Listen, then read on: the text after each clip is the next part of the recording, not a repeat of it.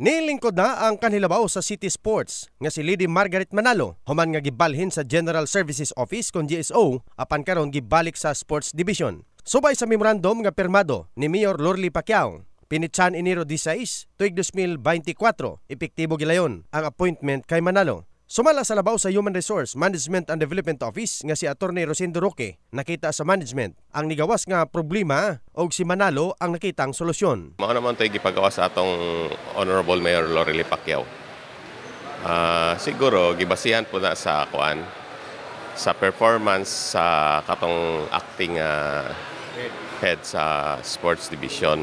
Human na siren sa pipila ka coaches ang impormasyon nga gihulipan na ang nagadumala sa City Sports. Nagpaabot sila og patimbaya kay Manalo og nagapanghinaot nga magmalampuson ang City Sports og subli nga manghakot og medalya ang Jensen team sa mga padula nga nasudnon. Marag nalipay ko sir sa ginaksyon sang LGU no kay tungod sa iyang mga mali nga ginabuhat niya. And may pagkakamali siya nga gamay sir. And ang kuanan ako sa bago karon dapat mahanay pud mayan niya ang sports. Sa tanan nalipay ming dako kay at least nahatagan og hustisya ang more or less mga sobra 50 ka na biktima. Congratulations kay Lady.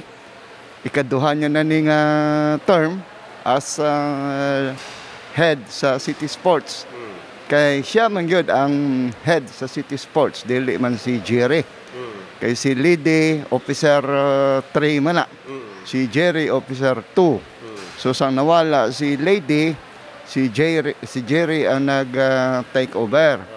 Pero kung huna-hunaon kaniadtong panahon ni Lady, particularly 2014, mao to ang panahon nga murag ma-consider namo nga golden age para sa grupo pud namo. Samtang gikalipay ni Manalo ang pagpabalik kaniya sa posisyon. Gumikan alang gid kaniya, sumala pa ang maong opisina. Gumikan Sports Development Officer na siyang daan. Nagapasalamat kini kay Mayor Pacquiao og sa karon iya pa nga gina-review ang mga programa og pundo sa maong opisina. Still processing sa mga para makaumpisa kung ano ang mga dapat buhaton.